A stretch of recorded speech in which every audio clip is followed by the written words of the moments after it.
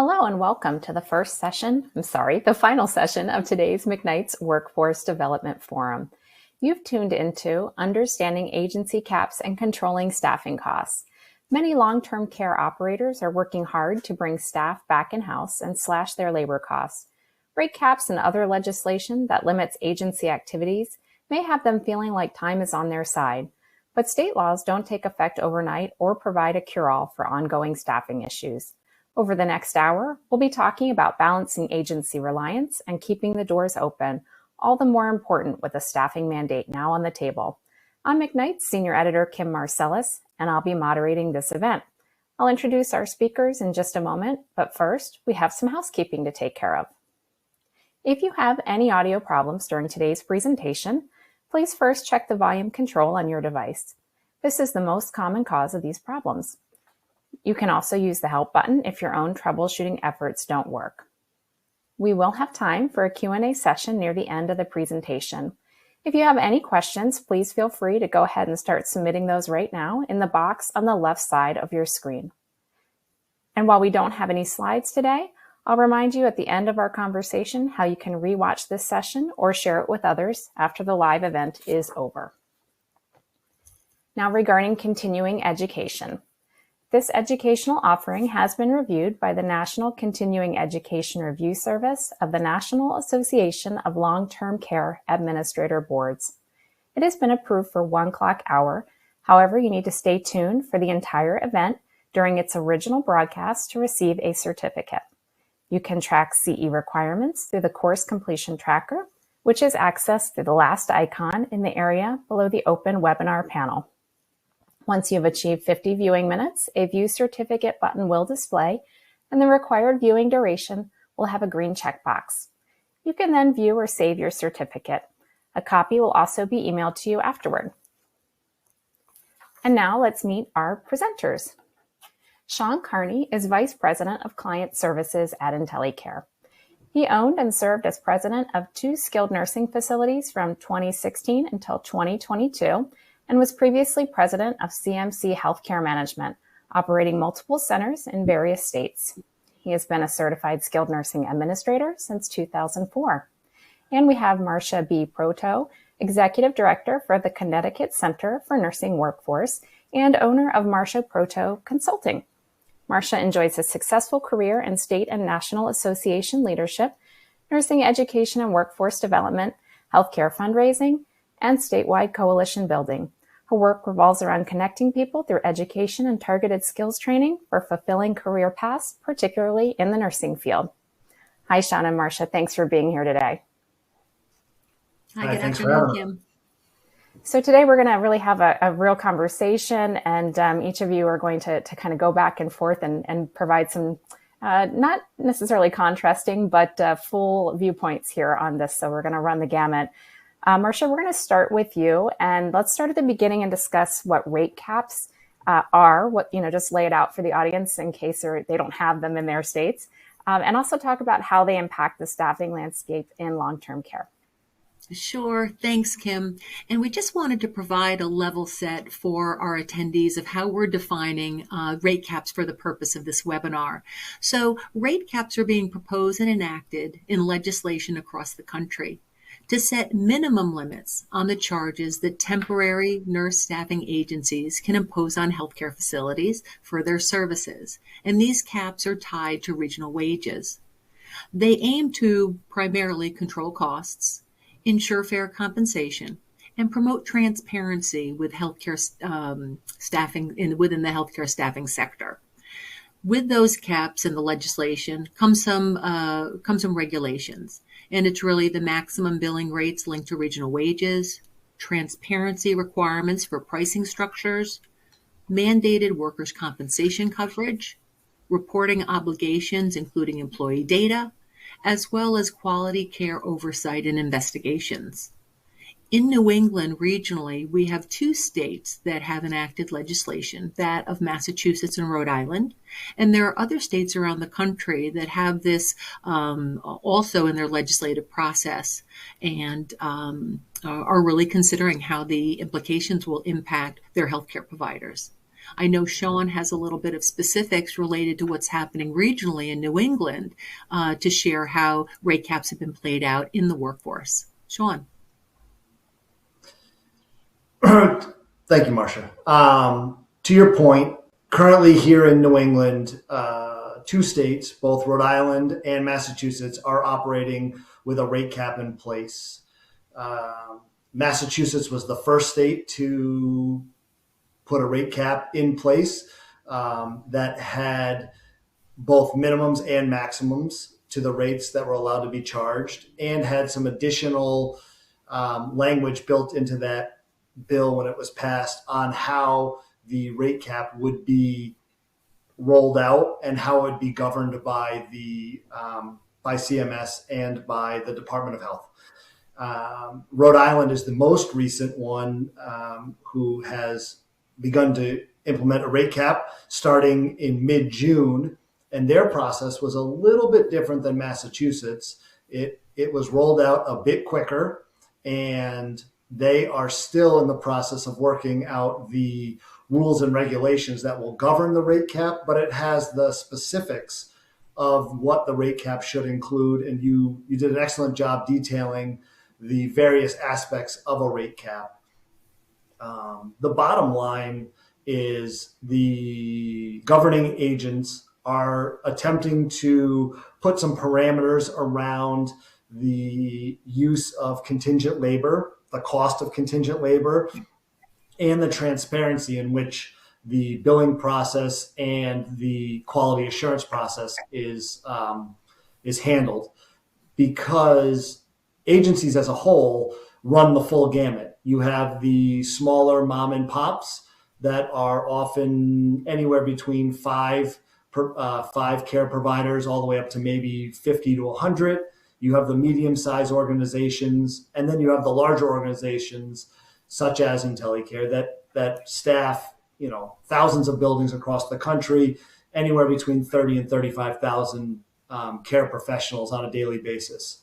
So that's kind of where we are in New England. As far as rolling it out across the country, there is talk and some legislation that is going to begin the comment process in September in states like North Carolina, Florida, Michigan, California, and a few other states across the country. And I would add, if I can, that I know there are some states that have not quite adopted rates, but they have adopted a bunch of the other things you outlined, except for the cap. They're putting some guardrails in place. And even some of those are collecting data that would seem to be setting them up to use that to set caps at some point in the future, potentially. So I guess what I'm saying is I think even if it's not already in your state, there's not legislation on the table, there could be in the near future. Right. Kim, I agree with you 100% with what you just mentioned, which is spot on, with the CMS rule on minimum staffing requirements coming down the pike across the country here over the next few months. And the newer volume of data collection that we're seeing in long-term care coming out of the post-COVID world. You put the three of those things together, and it certainly seems like a rate cap or contingent labor guardrails, as you said, across the country is something that every state should expect. Okay. Yet, Sean, through COVID, when you really look at the nursing staffing agencies, to the good or the bad, they were actually a big savior of keeping many nurses in the workforce. We had lots of nurses who got to a point who they just wanted to get out of the workforce, whether they were being acute care, long-term care, being from Connecticut, one of the harder hit states initially for the whole COVID pandemic.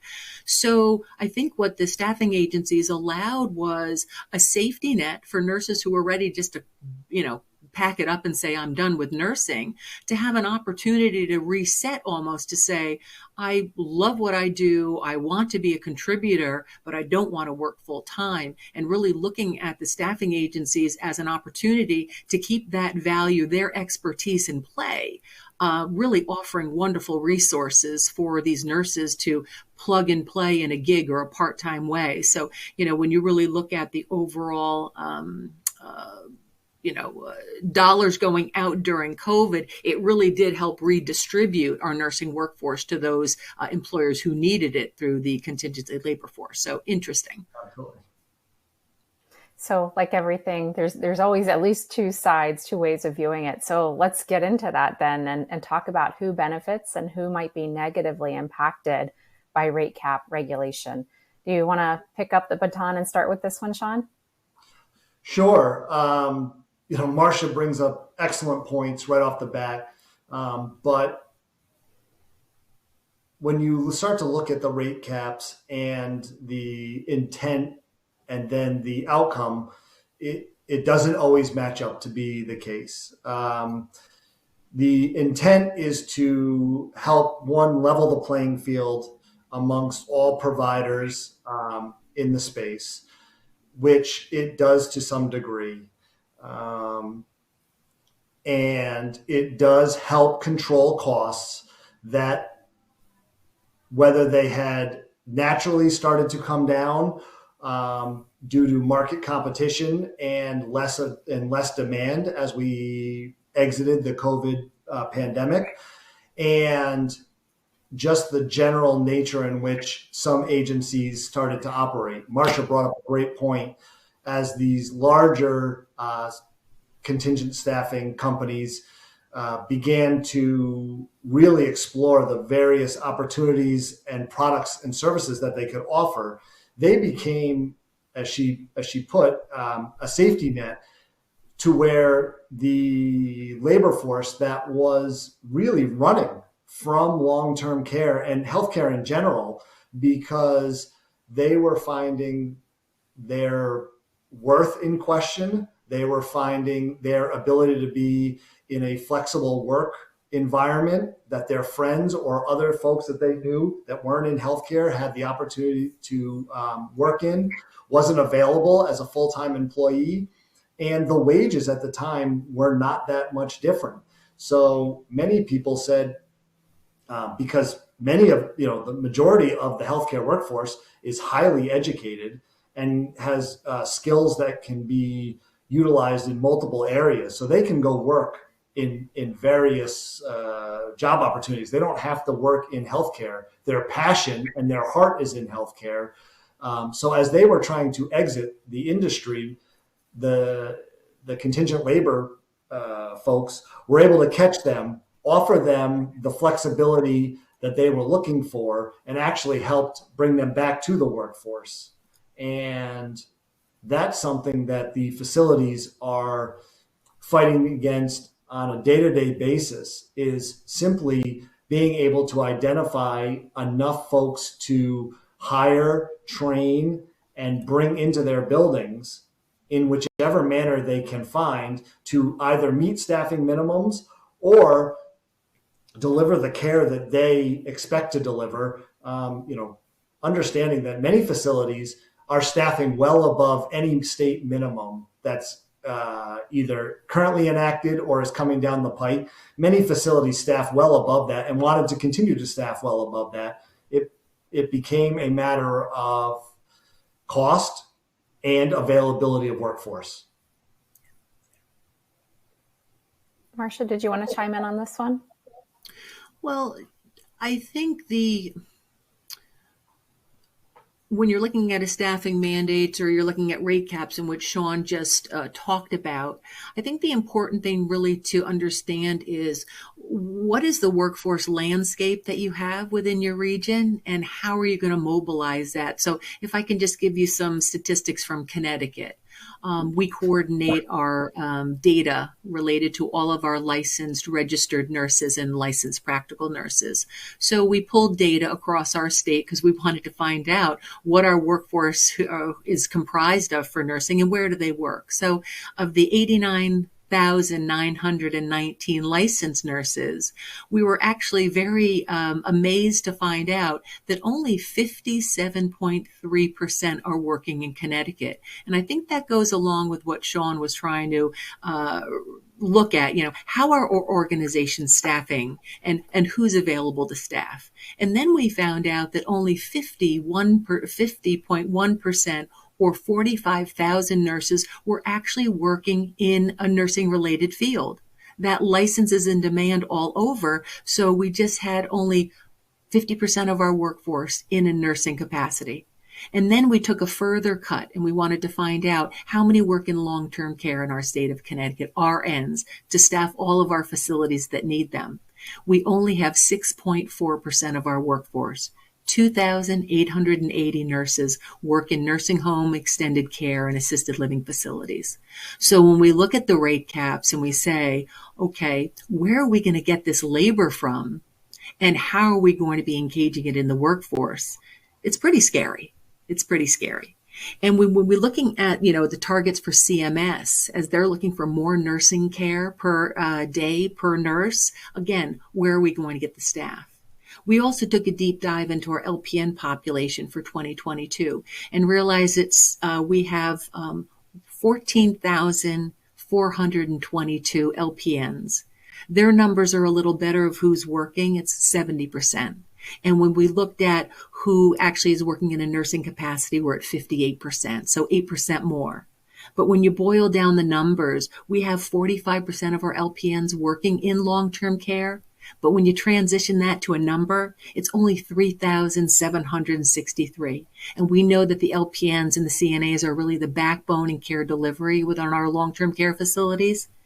Again, where are we going to get the workers if CMS comes with obviously the team care and those hours? And then how are we going to be retaining our existing nurses amongst the long-term care employers? And I know we're going to touch culture in a little later in the session, but really important for all the states who are on the call today, on the webinar, to better understand their state data and really find out from their state workforce centers, what is our supply of available nurses, whether it be CNA, LPN, or RN, and then how are we going to distribute them and utilize them with our facilities. So it becomes a little more tangled web.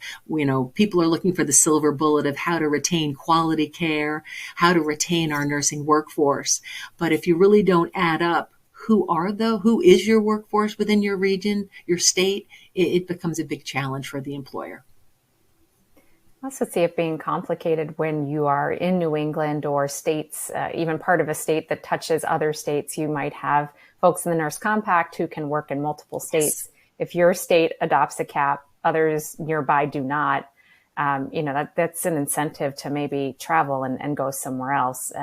So like you said, no easy answers there. But we know that a big challenge that's coming is coming to every state. So let's absolutely talk about the proposed staffing mandate.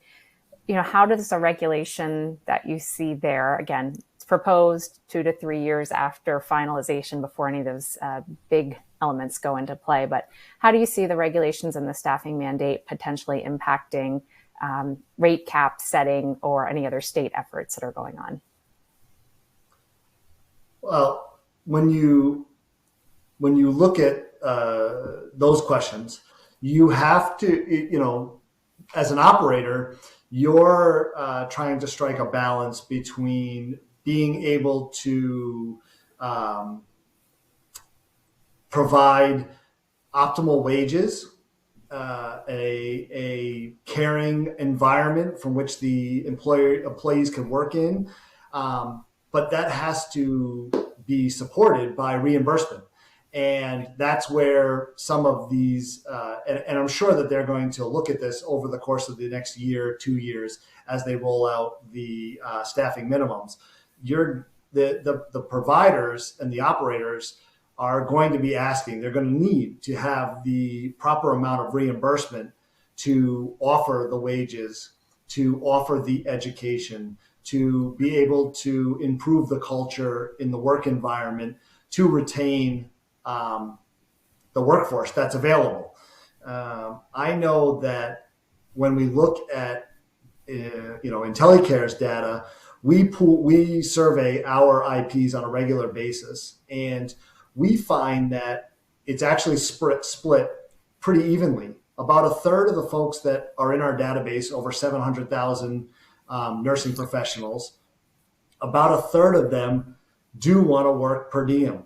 About a third of them really do want to work in the contingent labor force and have true flexibility in their work life balance. And then about a third of them are interested in full-time opportunities. So it's going to be up to us, and something that we are working on and already are doing, is being able to help place each one of those thirds in the proper place, in the proper work environment, so that we don't have any leakage or any kind of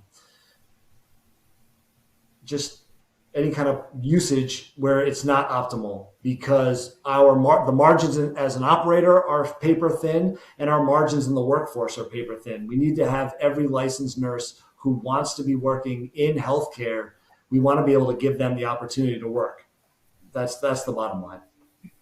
And I think, Sean, going along with that, when we look in Connecticut and say, why are only 50% of our licensed RNs working in a nursing capacity? Are we not offering them, as you alluded to, that flexibility, work-life balance in a new method of employment? And if that was available, also in concert with rate cap, so that employers really aren't looking at such a huge spike in labor costs, would that infuse more of our providers to come back to these settings? And it's how we align our workforce that's going to be very important. And as you alluded to, each level of the workforce costs a bit different. You have your seasoned nurses, your existing staff, right? You also have new grads who come in who are maybe not as fully competent at the time, but they're a little less in the marketplace. Then you have to decide, how much overtime can I give my existing staff? And then how do I bring in agency labor? So I think most of the astute organizations are really understanding that they do have different employee populations of the same roles within their organization. It's how they leverage and balance. You alluded to what types of education are these owner operators and large long-term care employers starting to embed, so they not only can attract, but they can professionally develop, retain, and build that, nursing leadership or other roles to really be the internal expert. So how do we balance all of those different roles? I don't think there's a silver bullet, but organizations do need to make sure that if they're looking at managing their costs over time, is it bringing in a new graduate, providing them that insight and competency development through education, a fair wage that's going to really minimize the attrition of that population. We know they're turning over at least 30 to 35%. So how can organizations begin to stabilize their workforce? And I wanted to bring up one thing from our notes, and I apologize if you mentioned this, Sean, but this really jumped out at me. So I want to make sure maybe we'll come to it twice. But you said in our notes that Massachusetts and Rhode Island have actually seen staffing numbers dip because of rate caps. So the nurses are leaving when their pay options go down in any setting. They'd rather go out of the sector than work for lower wages. Absolutely, Kim. So that goes back to having a plan. Marcia was just starting to touch on that, and having a plan is paramount for both the contingent labor providers and the actual operators, the long-term care operators themselves. In Massachusetts, when we were part of that rollout of the initial rate cap, we saw our own IPs leaving our sector, let alone healthcare in general, because their wages dipped and they were not prepared, and we were not prepared to have those types of conversations. Now, when Rhode Island just recently went through its rollout of its rate cap in June, we were very well prepared for it. We had a fair amount of initial or pre-communication with both the facilities that we were contracted with and our own IPs. We detailed what was about to come, how we were positioned to best support both the IP and the facility itself. We also provided the facilities and organizations with a fair amount of education on how they could prepare themselves for the change that was about to happen. And if they were positioned properly and were prepared for the opportunity that presented itself, we worked in concert with them. And the facilities that worked with us as a group were actually able to retain permanent staff, came on board with them at the highest clip that they've had in over 3 years, 2.5 years. So it was a positive in that regard. And we still are there to support them when they need them, because they are now planning, as Marcia said, they're planning their workforce management, understanding that there's going to be different levels at which they need to bring the nursing professionals into their facility so that they're able to provide the care necessary. And with that preparation has allowed them to utilize all of their tools, whether it's internal staff, internal float staff, contingent labor, overtime, all of these factors. And it's made for a better working environment. And it certainly is going to help with the staffing, the percentages, the PPDs on a daily basis. So we've seen it rolled out 2 different ways. And it is interesting to note that the preparation is paramount in that regard. All right. I just wanted to clarify for our audience, because you use the term IP, which some people might think means infection preventionist, but I know that you're calling your employees, your nurses are IntelliPros. Correct. I apologize. No, that's okay. So let's talk a little bit about organizational culture. So Marcia, you just started talking a bit about this and leadership and opportunities for development. Sean, you want to pick up from there and talk a little bit, again, that the subject you were just talking about, when those internal and contingent rates start to align, what is the magic in the culture that makes a difference then? So, we've touched on this in our previous series, right? The culture of a facility or a building or a community, whether in any healthcare setting, is paramount to staff retention. It's paramount in just about every aspect of nursing operations. But as far as staff retention and hiring and retention,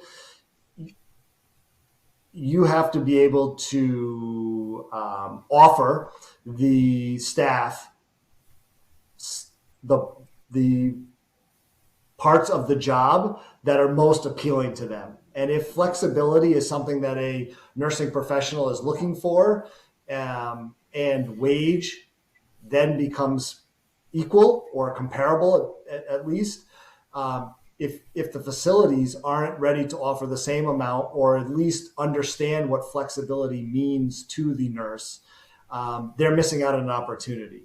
And the contingent labor pool also has to understand what exactly it is they're looking for, and hopefully they're able to voice that.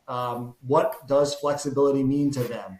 What benefits are they looking for when it comes to their work-life balance? And the person who is able to provide those benefits normally will be able to retain the staff member.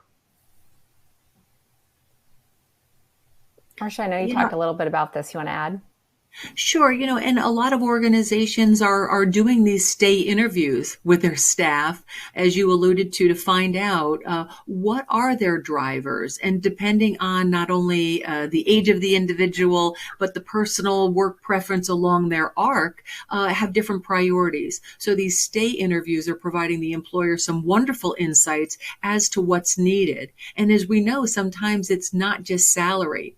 Although even before COVID and what was really hitting, and I think all industries, all levels of care, whether it be acute care, long-term care, home care, was the whole concept of, salary compression, where the new hire was almost getting a similar salary to some seasoned professional who was there for 4 or 5 years.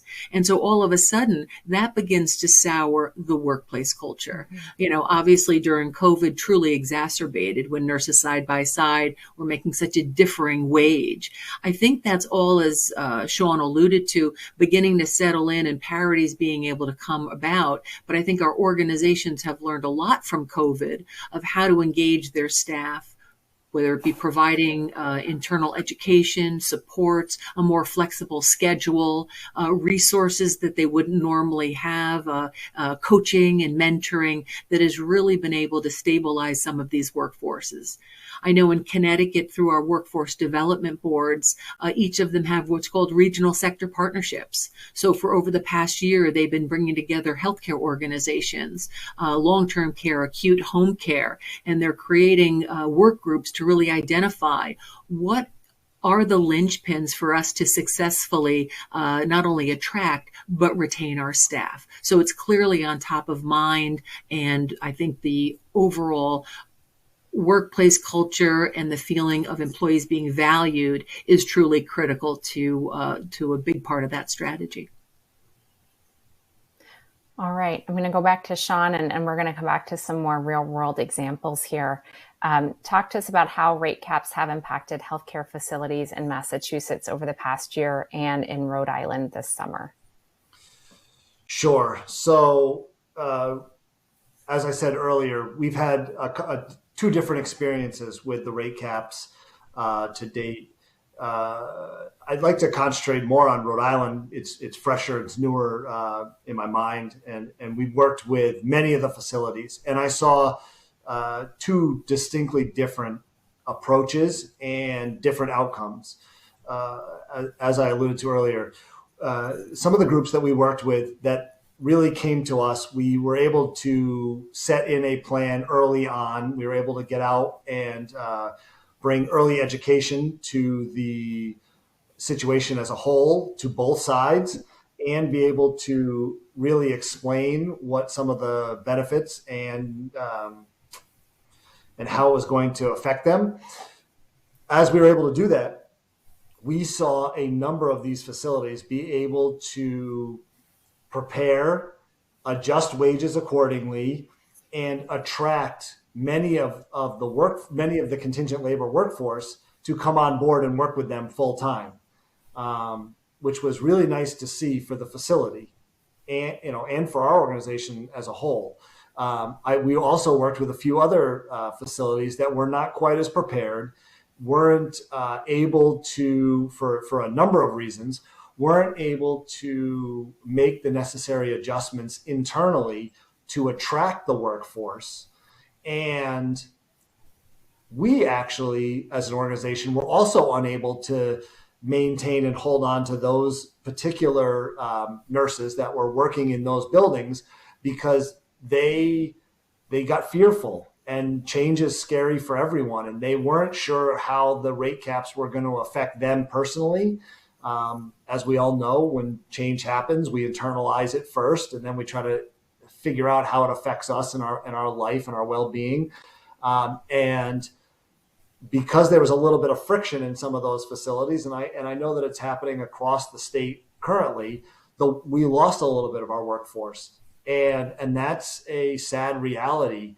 And now we and the facilities are struggling to fill those shifts and to meet staffing minimums, not mandated minimums, but just facility implemented staff minimums. And that's a sad reality of not being prepared and not fully understanding how all of the various or the different intricacies that come along with this, how they affect the facility operations, how they affect the worker themselves in the way that they view their profession on a day-to-day basis. So it's been two very distinct, very opposite results. So can I throw in a question that maybe you don't feel comfortable answering here, and you can absolutely Absolutely. tell me that, but I'm really curious because in the spring, I believe, Massachusetts sent out a warning letter that basically said, we've had these caps, pay attention to them, as if they were seeing some violations by agency. And so, there's kind of a parity question there. Do you find in the marketplace that some agencies are better at understanding the law and working within the boundaries of these rate caps and other elements? Again, these guardrails I talked about. And do some maybe not pay as much attention and kind of, that would really undermine the effect of any rate cap if there's not enough. I know you guys don't want me to talk about let's have a lot of extra enforcement. Nobody loves that, but it has to be enforced fairly, right? No, Kim, you bring up a great point. And to be very honest and transparent, as an organization, we are excited and look forward to rate caps and or agency guardrails or regulations to sweep across the country, because our organization is very prepared to operate within that rate cap setting. We have a lot of back office support. We have a lot of education and support to our nursing professionals already built in. We've been doing it since the beginning. And so we have the ability to adapt to any kind of regulation that's coming down the pike. We are seeing that some of the smaller organizations or the organizations that were operating with a margin profile that was not conducive to move forward under a rate cap, they are struggling to operate within the rules of the guidelines. And it's not necessarily something that they're doing intentionally. In the end, they really are trying to, everybody is trying to identify a segment of the workforce that would like to work in long-term care and is willing to work in long-term care, and then deliver them to these facilities. And that's what I meant by having some communication and education to the nursing professionals themselves, because it's very difficult. It's a very difficult conversation if you don't have a working relationship with a nursing professional to say, well, sure, for the last 2.5 years, to show up at a shift, a 3 to 11 shift, let's say, on a weekend, you were getting anywhere between $20 and $50 an hour bonus to show up on that shift. And now not only can I not give you that bonus, but I have to reduce your overall hourly wage. And those are difficult conversations. And if you don't have a solid relationship with the care professionals that you're working with, whether you're a facility or you're an agency, it doesn't really matter. It's about relationships and workforce and culture. If you're unable to have those conversations, it's difficult to engage that workforce. Thank you for answering. I know this is a little bit of a hard question, but I appreciate. I think it's an important perspective. It's the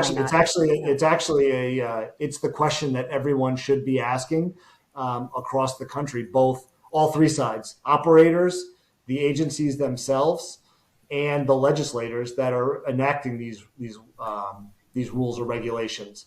Then you also have groups such as Marcia's in Connecticut who are actively engaging with the workforce on a regular basis. If you're not seeking their input on this, you're missing the boat completely, because we need to understand this from all sides. I don't want to say both sides, but it's all sides. And Sean, I think you bring up a great point. So when we look at nursing education, it is so acute care focused. That's where the schools and programs do most of their clinical experiences. Where in which their education are they socialized to long-term care? We have some programs in Connecticut that are really focusing on post-acute for their clinical experiences to support the transition of the new workforce. But unless, as you're alluding to, either the seasoned workers are educated to the long-term care sector, or we're really stoking the pipeline and supporting these clinical engagements and clinical experiences within long-term care, where are they getting the future employees? So I think right now in Connecticut, and we've convened a group post-acute care, how to really stabilize and sustain the long-term care nursing workforce pipeline. And a lot of innovative solutions were identified by our employers, our trade association execs, and some my national network of individuals. When you're looking at onboarding nurses to long-term care, they only onboard a handful at a time, right? Mm-hmm. So really to sustain them and retain them, if they don't have a peer group, and as you alluded to earlier, Kim, if the culture is not a positive one, they're going to leave. So our group said, gee, why don't we create a virtual RN residency for new nurses? We get a cohort of 20 to 25 in each group, and building that community, building those relationships, as Sean alluded to, even across settings, would truly bolster the retention of the new nurse. Taking heat off some CNAs, working with schools of nursing. Those students can sit for the nursing exam to be a licensed CNA, and providing them as gig workers to give some of the CNAs a break. So what are those comprehensive workforce strategies to not only bolster with quality providers, but retain and give those existing nurses and workforce an opportunity to just take a moment to regroup and then refocus and contribute to the quality patient care that they already provide. So a lot of exciting opportunities for long-term care are really starting to be not only imagined, but implemented. So exciting time. But how does it all balance together is the $64,000 question. For sure. And you just mentioned quality, so that's a good transition to the next question. A big concern with the mandate, obviously, and also reliance on agency, is care consistency. The Rhode Island legislation includes regulation to improve quality. So, Marcia, what are some of the ways you can vet an agency in terms of the quality they're able to deliver? Well, you have a lot of the regulatory organizations, and whether you look at their compliance through the State Department of Public Health, there are many avenues that you can really assess what the quality is.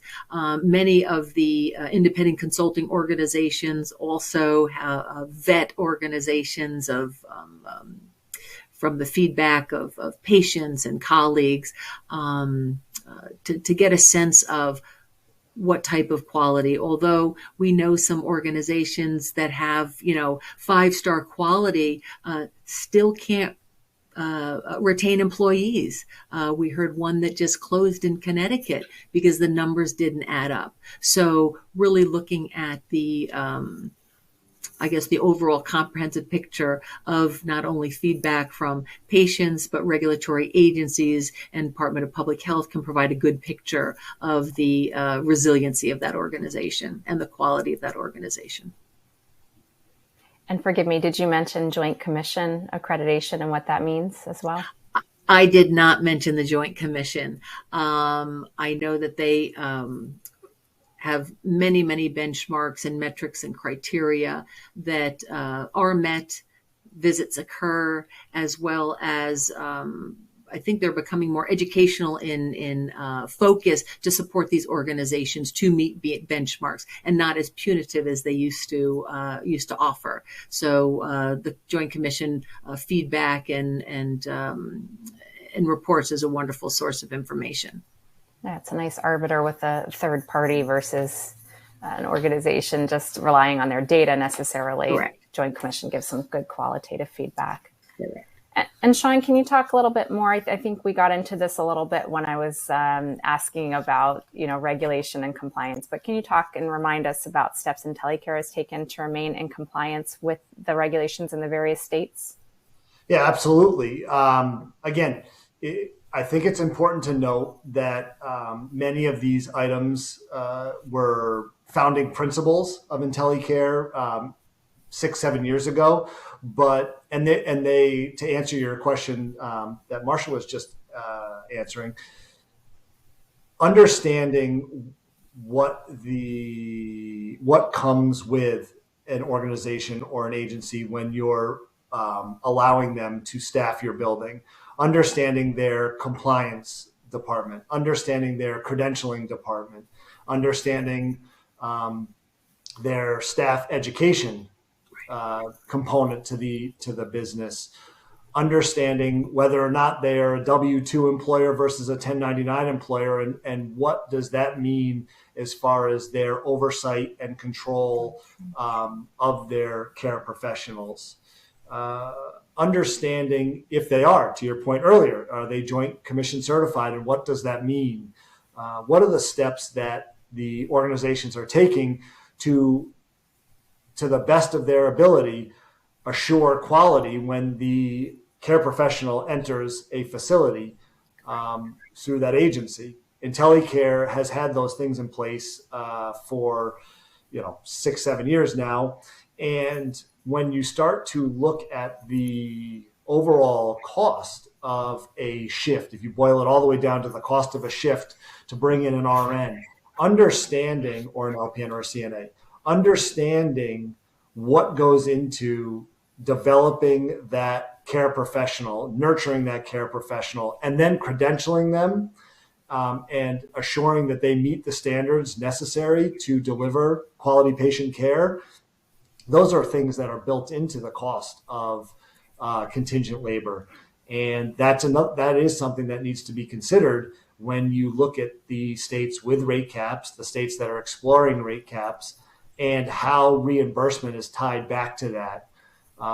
Because to Marcia's earlier point, as there is salary compression, we have some of the most seasoned nursing professionals, licensed nursing professionals in the country work through our agency. They've been nurses and CNAs and LPNs for 15, 20, 25 years. And this is the way that they choose to enter the workforce. They're highly paid individuals, as they should be. They're licensed, they're professionals, they're highly educated, and they have, a great number of years of experience. The facilities also have to treat their own internal staff the same way. So this has to be backed by reimbursement from the states in order for the facilities to survive, because one of the more disheartening or alarming trends right now in the industry is consolidation, which is leading to facilities closing. And as we all know, I know this is a topic for another day, but as the population transitions here over the next 7 to 9 years, the next 7 to 10 years, we need to make sure that we have enough beds to care for the individuals that will need to reside in long-term care or post-acute care facilities. So it's a concern now and should be addressed now. Absolutely. All right. So I think I am done with all of my questions that I had for the two of you, which leaves us a good 10 minutes or so for a Q&A. So let me jump over to my panel here. I think I'm going to ask this one first because it is a big question a lot of people have. If one of the two of you has a solid answer on this, you get the prize for today. Why isn't federal legislation being pursued rather than being addressed state by state? So I'll take a stab at this, and then Marcia can jump in and probably beat me. But so the long and the short of it is it comes down to money. If the old saying, follow the money. And if the federal legislation was to pursue many of these mandates, whether it's a rate cap or a staffing minimum or anything to do with these types of questions, the funding has to come down with it at the same time. And there's always been a delicate balance between CMS nationally or federally versus the Department of Health and how CMS interacts state by state. Pre-COVID, the states that normally, or I should say historically, had better quality, their state rules and regulations through their departments of health were usually stronger.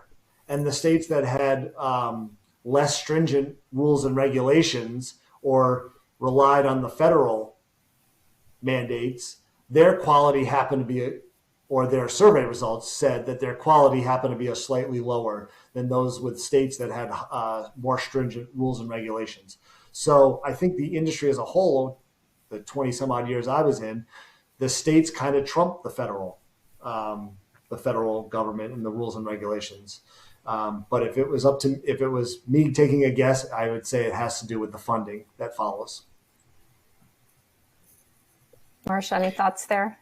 Yeah, I just think going back to Sean, healthcare is local, and states, some are very aggressive in the marketplace and really make sure that individuals are held to the highest standards, and Department of Public Health is very engaged and acts quickly. So looking at the variation, especially regionally, besides follow the money, I think the states have a better understanding and impetus of the expectations they're looking for their providers. And I would just add from the McKnights perspective that as far as we know, there was never an investigation. Nothing was made public when nursing homes nationally did ask for the FTC to look into, there were some allegations of price gouging, that kind of thing, anti-competitive behavior, and nothing came of that. And obviously you have to have an investigation before they would enact something through that avenue. So like I said, if anybody knows more about that, please let me know. Yeah. All right. So this other one is not necessarily a question, but maybe just something you want to add a refresher comment on, because we did talk a little bit about continuity of care. The comment is, we've had a challenge about getting agency personnel signing up but not showing up, which leaves our core staff working overtime hours anyway. The continuity and consistency is not what it should be.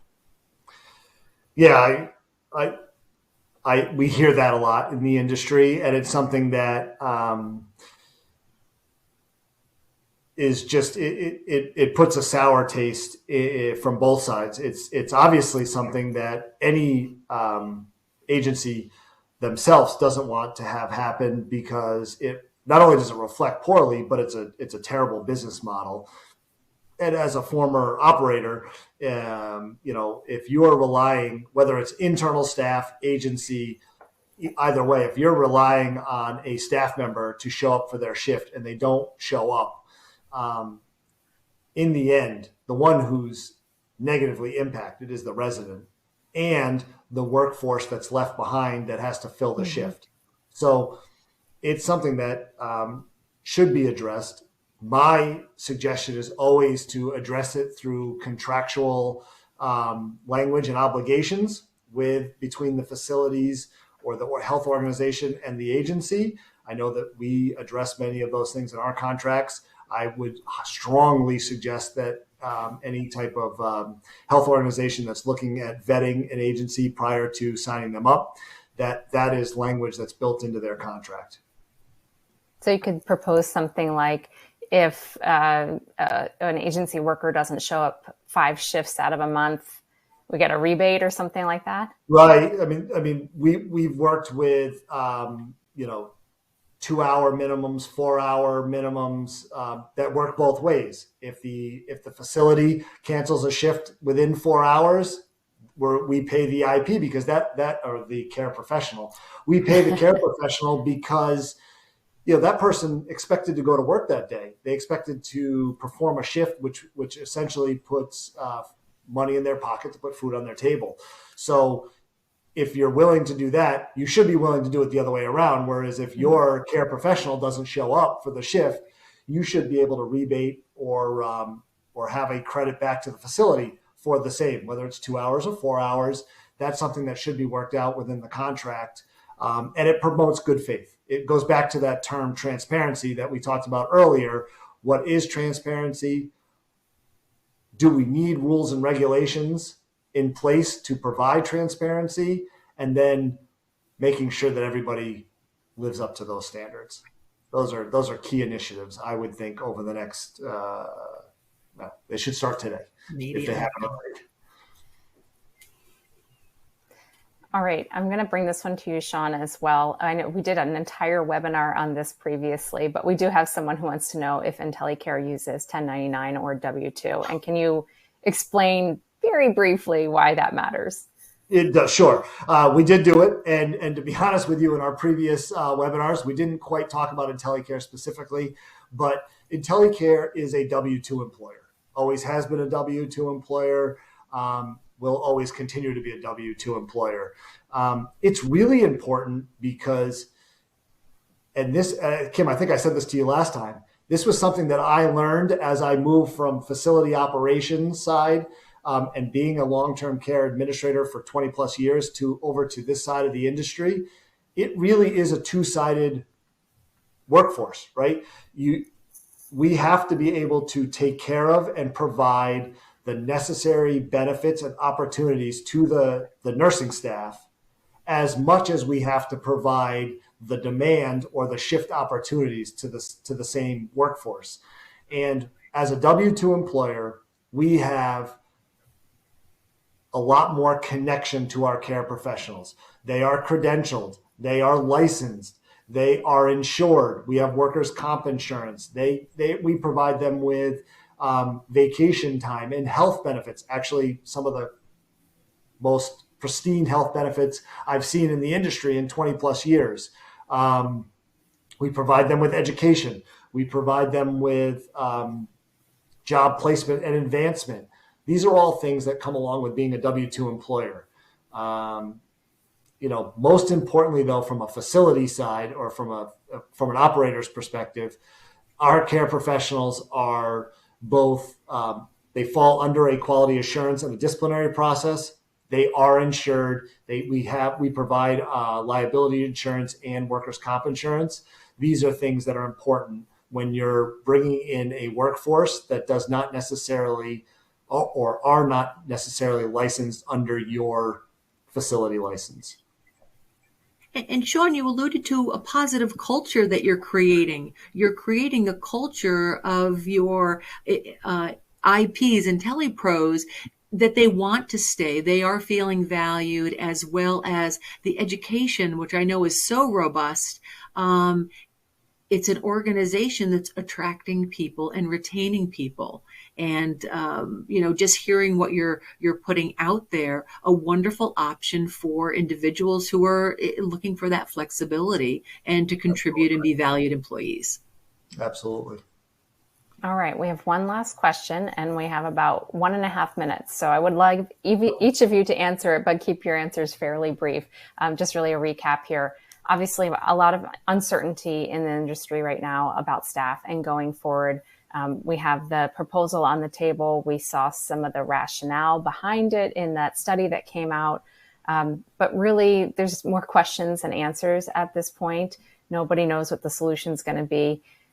Each of you, whoever wants to go first, what solutions do you see? And do you feel like rate caps are the solution or part of the solution?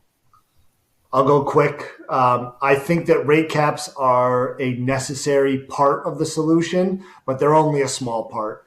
I think that the legislative bodies, the regulatory groups, both state and federally, really have to come together and agree, get an understanding in the comments periods, really invite trade association leaders to come together and really hash this out to understand what is it going to cost, what are the rules and regulations that need to come quickly behind it to help roll these out safely and efficiently, and then have a backfill proposal immediately in place to continue to develop the workforce and attract people back to healthcare professions across the country by way of education first, and then all the other necessary steps behind that. I think that those things have to be in place, and hopefully are able to get in place without too much of a political struggle, because this is about the residents that we're serving. And all right, let's let Marcia jump in. All right. She only gets 30 seconds. No, and I was just going to follow up with Sean that, I've been in healthcare for 30 years at the hospital association, different trade associations. There's no one silver bullet that's going to solve this. And I think it goes back to, Kim, are we asking the right questions and are we engaging the right people? That in isolation, when we look at something, it seems like the perfect solution. And I pull the string and it's going to meet quality, it's going to meet retention, etc. There are so many unintended consequences on these decisions that unless you're bringing a wide array of individuals and stakeholders to really talk about how does it impact me, you're not getting the right feedback. So again, it goes back to the right question, the right audience, but pull the string to minimize the unintended consequences that's going to face, whether it be the staff, the employer, or the industry as a whole. All right. Thanks, Marcia. I'm going to have to stop you there. Obviously, thank you so much to Sean and Marcia for talking about this topic today. And thanks to IntelliCare, our sponsor, which you can learn more about at intellicare.com. This wraps up today's online expo, but remember, you can watch this session again or catch any of the others from today shortly after we wrap up live. That's at McKnights.com/091423 Expo. And finally, thank you, listeners, for being a big part of today's success with your great questions. For today, this is Kim Marcellus with McKnights. Have a great afternoon. Thank you.